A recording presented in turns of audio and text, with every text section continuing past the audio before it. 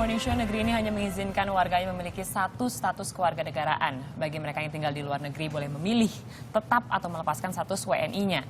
Nah, hingga 2015 ini tercatat ada sekitar 8 juta orang Indonesia yang berkarya di luar negeri atau diaspora. Dan keberadaan diaspora ini sebenarnya strategis karena selain membuktikan putra bangsa bisa bersaing di kancah dunia, diaspora yang masih berstatus WNI juga menjadi penyumbang devisa negara. Namun atas keadaan tertentu, banyak diaspora ini yang mesti ini mengambil kewarganegaraan yang kedua, dan hal ini belum bisa ditolerir oleh aturan dari negeri kita, negeri Indonesia. Dan Presiden juga sempat bicara akan mengkaji khusus soal duit kewarganegaraan ini saat lawatannya ke Amerika pada Oktober tahun lalu. Nah, kira-kira bagaimana perkembangannya sejauh ini, kita akan langsung saja berbincang bersama dengan Pak Dino Patijala, mantan Dubes Republik Indonesia untuk Amerika Serikat. Selamat pagi, Pak Dino. Selamat pagi. Selamat pagi, dan juga di sini ada Pak Martin Huta Barat, anggota Komisi 1 DPR RI. Selamat pagi. Selamat pagi. Kita berkaca dari kasus yang mencuat di negeri ini begitu mengenai kasus Menteri SDM yang memang kemarin mempunyai duit kewarganegaraan atau 2 paspor begitu. Sejauh ini kalau melihat dari apa yang terjadi begitu, Pak Dino, sebenarnya sulit nggak sih Amerika Serikat memberikan kewarganegaraan kepada orang asing? Sulit memang, karena ratusan juta orang mungkin di seluruh dunia yang mau jadi warga negara Amerika. Jadi mereka harus membatasinya. Dan proses itu sangat ketat. Biasanya orang yang mau jadi warga negara Amerika harus mengalami sejumlah proses. Dan prosesnya bisa bertahun-tahun. Gitu. Jadi sesuatu hal yang tidak dengan mudah diberikan oleh Amerika Serikat untuk mendapatkan kewarganegaraan. Oke, artinya untuk mendapatkan kewarganegaraan itu ada beberapa step yang memang harus dilewati, dan salah satunya adalah sumpah yang memang harus diberikan. Ada ujian dulu, ya, ada proses lamaran melalui lawyer segala macam, dan terakhir memang sumpah kalau sudah dikabulkan, dan setelah itu dapat sertifikat. Oke, berkaca dari kasus Pak Archandra, sebenarnya evaluasi apa sih Pak Martin yang harus memang dilakukan oleh pemerintah sampai hal ini bisa terjadi begitu? Ya, ke depan kalau untuk memilih jabatan sebagai menteri, jangan serampangan, jangan ceroboh. Sebab itu jabatan yang sangat strategis yang bagi kita, ini soal kedaulatan bangsa, itu menteri itu harus seorang warga negara Indonesia. Tidak boleh dari warga negara lain. Dan semua negara juga menterinya harus warga negara itu. Bukan warga negara bangsa lain. Ini sangat beda sekali dengan orang-orang luar, warga negara lain yang ingin tinggal di Indonesia, bekerja di Indonesia. Tetapi kalau untuk jabatan presiden, wakil presiden, menteri, ya harus warga negara Indonesia. Jadi jangan ada anggapan, kok ini jadi persoalan yang besar. Ini persoalan besar dan persoalan yang sangat prinsip ini. Prinsipil. Nah, kita juga mengingat bahwa Presiden Joko Widodo pernah berencana untuk memajukan RUU Duit Kewarganegaraan. Sejauh ini ya di DPR menanggapinya seperti apa? Itu tidak pernah ada resonansinya di DPR. Saya kan ikut di Badan Legislasi DPR. Ini masih tinggal wacana-wacana Bapak Presiden saja. Kita pun belum tahu apa yang ada di dalam pikiran pemerintah.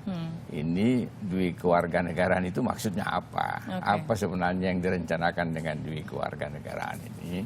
Itu belum jelas. Jadi tidak ada di dalam rencana kita tahun ini untuk membahas soal masalah duit kewarganegaraan. Itu tidak prioritas pada kita. Belum masuk jadi prioritas. Pak Dino, Anda banyak berbicara dan juga banyak bergerak di dalam komunitas diaspora Indonesia.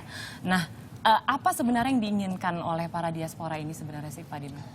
Pengalaman saya melihat bertemu dengan diaspora dan setiap kali presiden ketemu diaspora dimanapun, pertanyaan yang paling utama adalah duit kewarganegaraan. Karena banyak sekali orang Indonesia yang sudah menjadi warga negara asing, tapi hatinya masih di Indonesia, dan mereka ingin sekali tetap menjaga kewarganegaraan Indonesianya itu.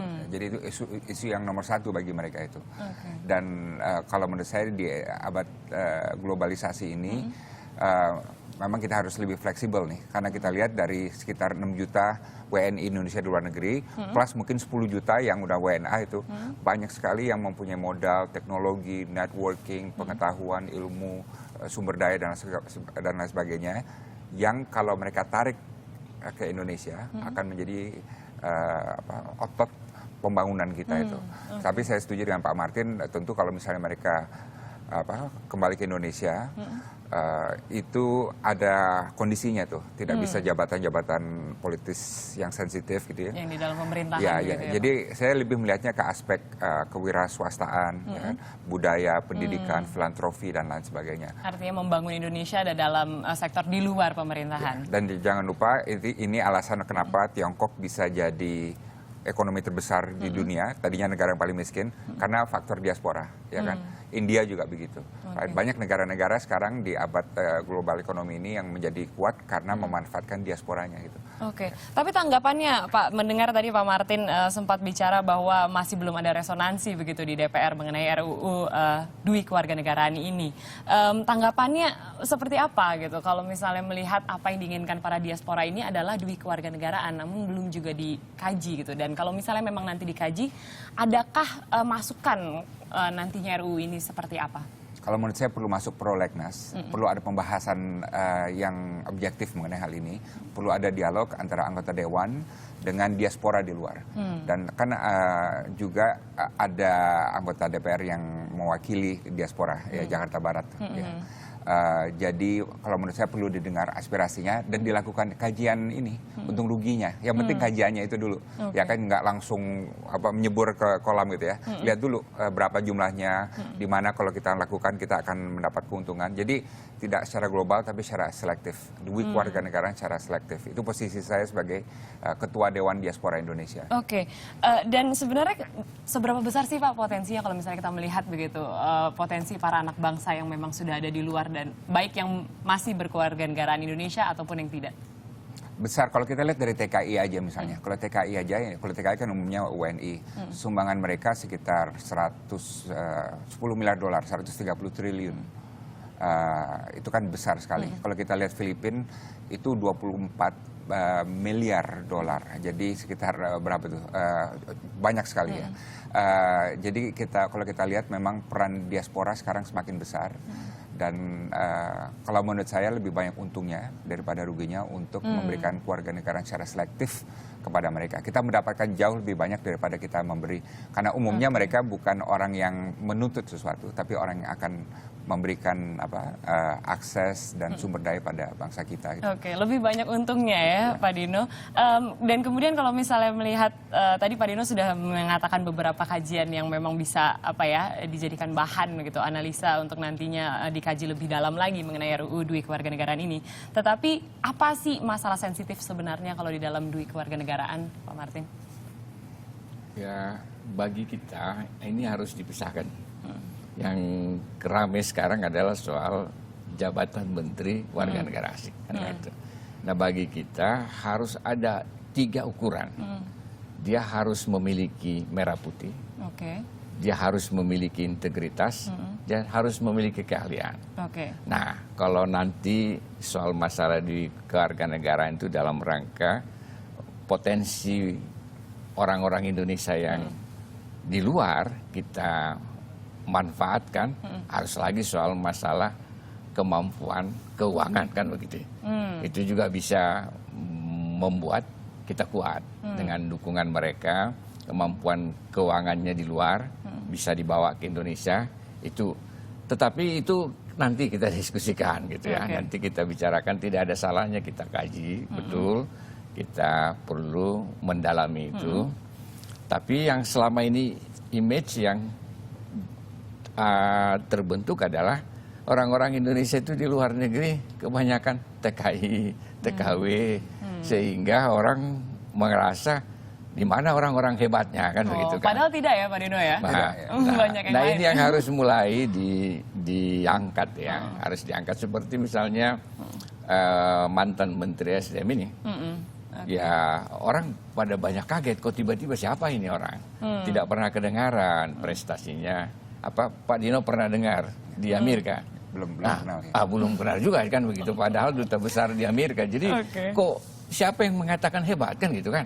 Mungkin juga beliau betul hebat. Maka selalu saya katakan kalau memang betul pemerintah menganggap hebat, ribuan jabatan, puluhan ribu bahkan ratusan ribu jabatan yang bisa diberikan kepada orang seperti beliau. Misalnya seperti Menteri SDM ini dibuat sebagai penasehat ahli presiden di bidang energi. Nggak ada salahnya berkantor di istana juga nggak apa-apa. Asal bukan menteri ya, Jangan SDM menteri begitu. karena melanggar undang-undang, melanggar aturan dan kedaulatan kita sebagai bangsa kan begitu. Oke, tetapi kalau dari nilai positifnya yang bisa kita ambil sebenarnya dalam kasus kemarin apa Pak Martin?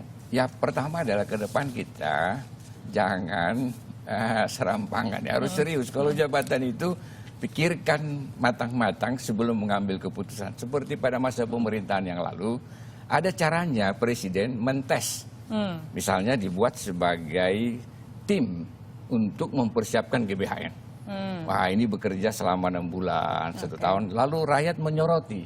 Ternyata mereka berhasil dalam pekerjaannya, dijadikan menteri. Jadi ada caranya gitu. Ada filterisasi begitu yang bisa terlihat transparan. Jangan tiba-tiba begitu ya. Nah, tetapi yang kedua yang saya melihat adalah ada polemik yang pro dan kontra dan sebagian sudah mulai beranggapan tidak ada soal yang penting itu sebenarnya. Biar warga negara asing kalau penting bagi negara bisa aja jadi menteri. Nah, ini saya lihat ini mulai kita melihat bagaimana kita memahami rasa kebangsaan dan nasionalisme ini sebenarnya.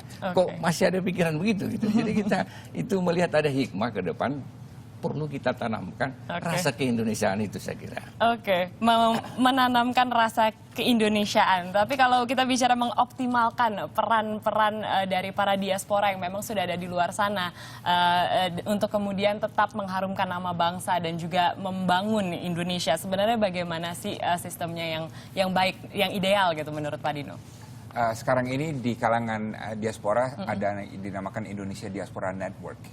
Jadi udah ada 65 chapter di seluruh dunia di sekitar 30 negara. Jadi itu yang kita andalkan untuk turut mengambil bagian mempromosikan Indonesia di negara mereka dan menjadi hub bagi Indonesia. Target kita di setiap tempat yang ada kepentingan Indonesia dan di setiap tempat di mana ada komunitas kecil Indonesia sekecil apapun ada Indonesia Diaspora Network chapter di sana.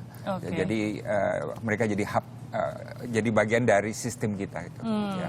I see. Untuk membangun Indonesia juga nanti. Untuk membangun karena mereka tidak akan mau jadi anggota kecuali mereka benar-benar cinta Indonesia gitu, ya kan? Dan mereka tidak dibayar. Mereka benar-benar melakukannya karena mereka ada rasa nasionalisme walaupun paspornya udah paspor asing gitu.